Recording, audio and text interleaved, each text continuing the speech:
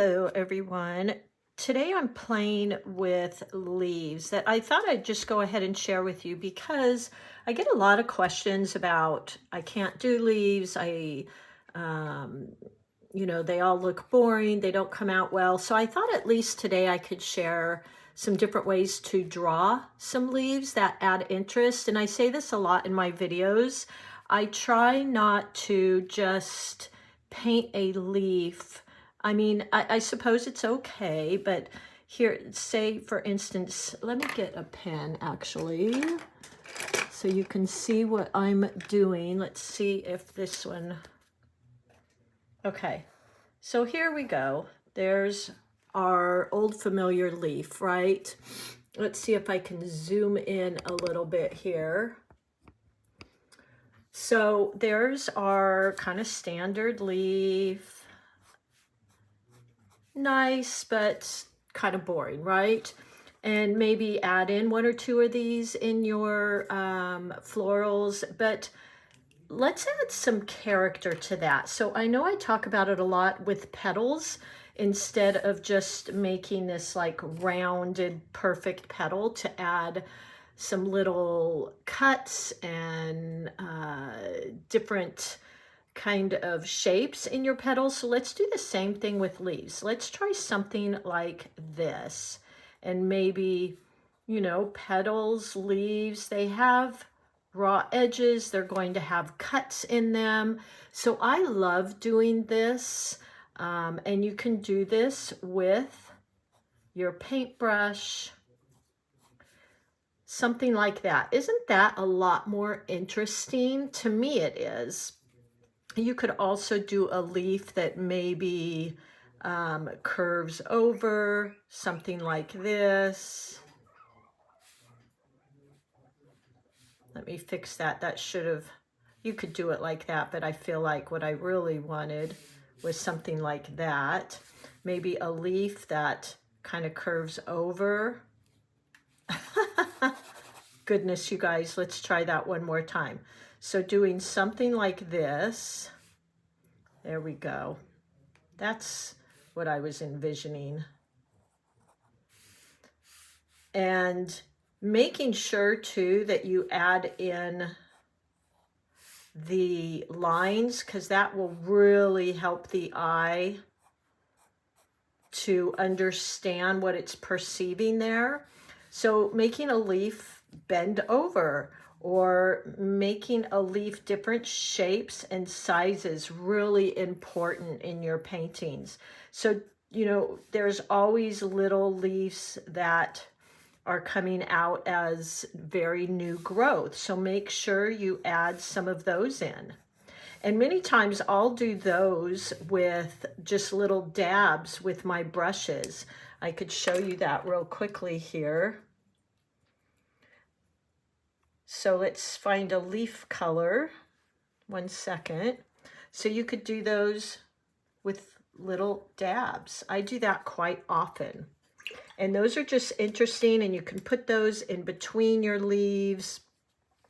And then another way to draw, this is a good one. I paint these a lot. So coming out like this with one side, and you can make it ragged or what have you, but then ending that leaf about right here. I just think that's such a pretty look. Let's see if I can paint a little bit of that on my palette here. Grab my, I didn't pre-wet these, so doing something like point, press, get a little bit more, and then bringing in the other side a little bit shorter. I think that makes for a very interesting leaf. And of course, the white space in between. So ending a little bit short, and then let's just add in the stem and let it bleed a little. There you go. So much more interesting than just your regular ordinary leaf, which nothing wrong with. You can have some of those as well.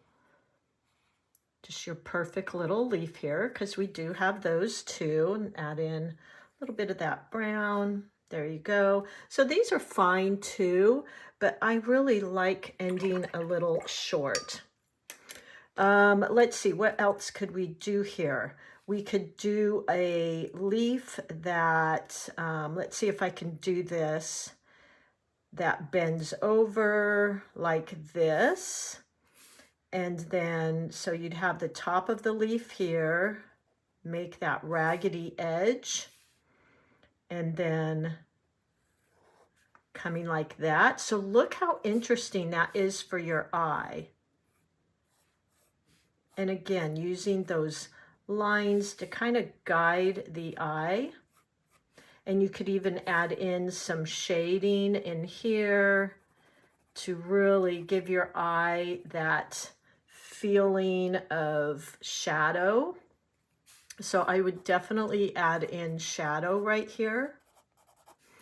Underneath, same with here. Adding in some shadow, just to create more interest. You could even do little holes in your leaf. So you're making it raggedy. And now add in some little holes, because sometimes leaves are, you know, crackly and they have some pieces missing. Let's see. How about if we already did a leaf bending that way, we did a leaf bending this way. Let's play with maybe a couple petals. So let me make sure I'm still in the camera here since I zoomed in a bit. So you could do, so making smaller leaves too. I think that's a really, really big one. Not making all your leaves the exact same style, exact same shape, but creating also little tiny baby leaves coming out, making them fold over, bend over, little holes in your leaves, raggedy edges, I think is really important. Maybe these are the small little dabs. These are a medium leaf right here. And then ending short. So I've got the one side of my leaf longer. So shorten one side like that. Okay, so for petals as well, you could do kind of the same thing. So we've got the center of our flower here. We've got our petals coming out. As you know, I love my guidelines. And you could, I'm always saying, you know, make your petals interesting, because not all petals are perfect. Let me see, I have 1 second. So look at this, these roses I just picked out of the garden. I hope this isn't too close. Let's see. There we go. And look at this petal, even has a hole in it, and cracks and fold overs. Look at all these little pieces. And look at, I don't know if you can see this one, but it's got a cutout in it. So creating some of those shapes, I think, really makes for a much more natural and organic type of petal. Let's just go here and try, so coming out and the end of your petal. Now there are some flowers that are going to have a pretty perfect shape, periwinkles, daisies, that, you know, might have that perfect shape, but even those I like to kind of add some character. So let's go here, like that, maybe one behind here, keep going, and then we'll add in some little folds. Let's just keep going. Look at how interesting that can be. Maybe some petals in the background here.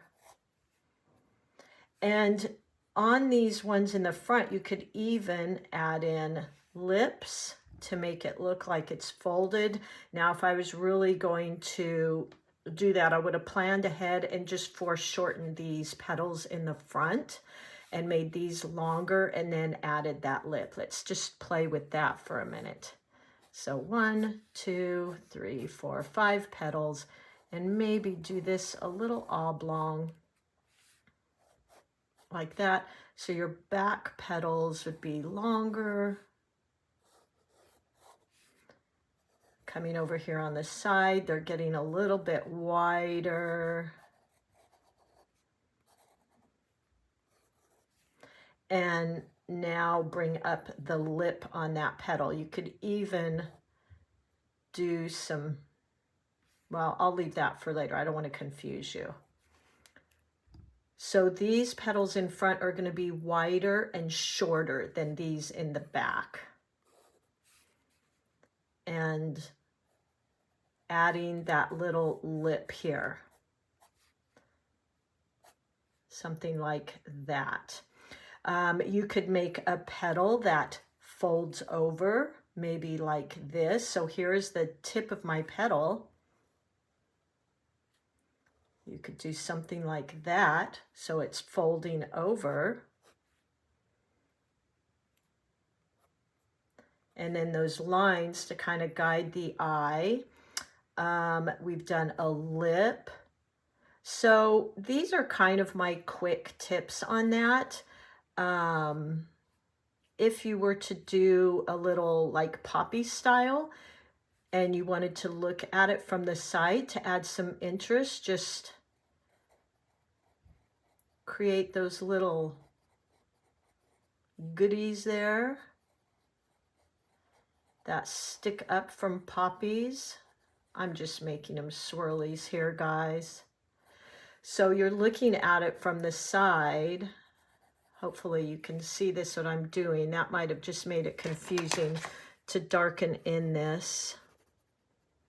So what I did is I made a dome shape, and then I did, looking at it a little bit from the side, I created those little things like this on poppies that stick up, like so. And now you can come out with your petals. Foreshortening the front. And I would even curve, because you're kind of looking at the side of that petal.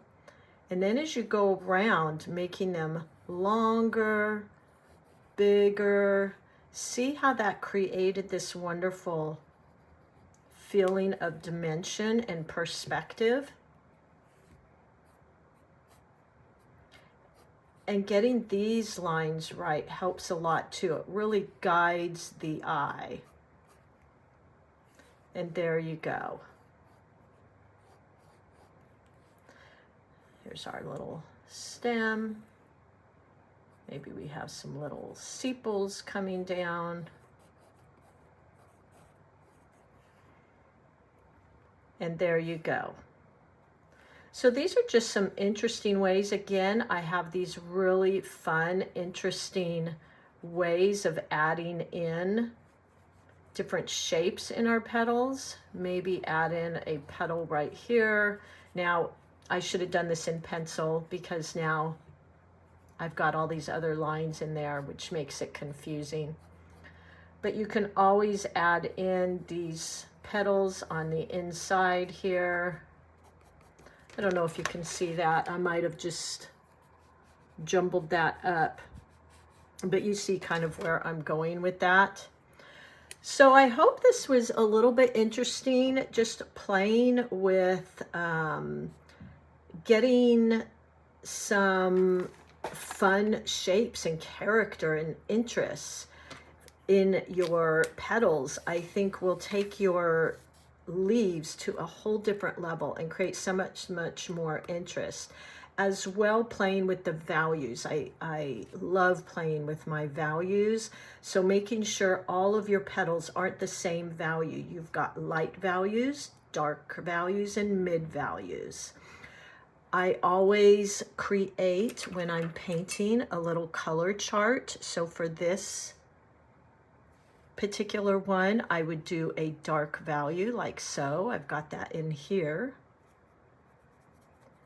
And I typically do 3 values. So there's one. I'm going to rinse my brush a bit, go into, that could be a little darker. And this is why I like to practice, because you kind of have a baseline for those different shades. And here's my light value. And then incorporating those into all your leaves. So under this one, we would put the darkest value so that we could create that shadow.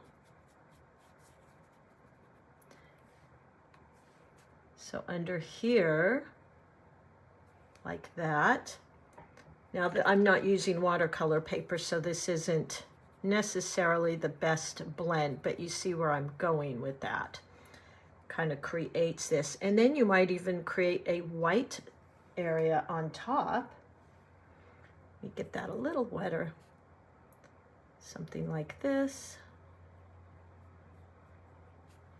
To look like it's capturing the light as it folds over.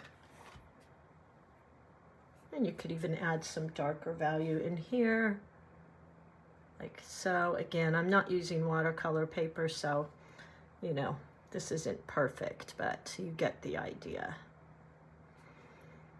All right, well, I hope this gave you some inspiration and some ideas when you're playing with your petals, keeping them very organic around the edges, and playing with some bends in your leaves, I think is always a lot of fun as well. Maybe holes, different sizes and different values. And then this one, I use this one a lot, very just spontaneously.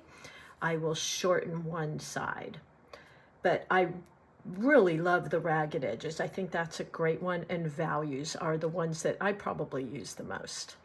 All right, everyone, I hope that was a fun tip for you, and this is useful and helpful, and happy painting. I love having you guys here. You guys are the best. You inspire me daily, and I hope to keep bringing you these fun tips. All right, everyone, happy painting.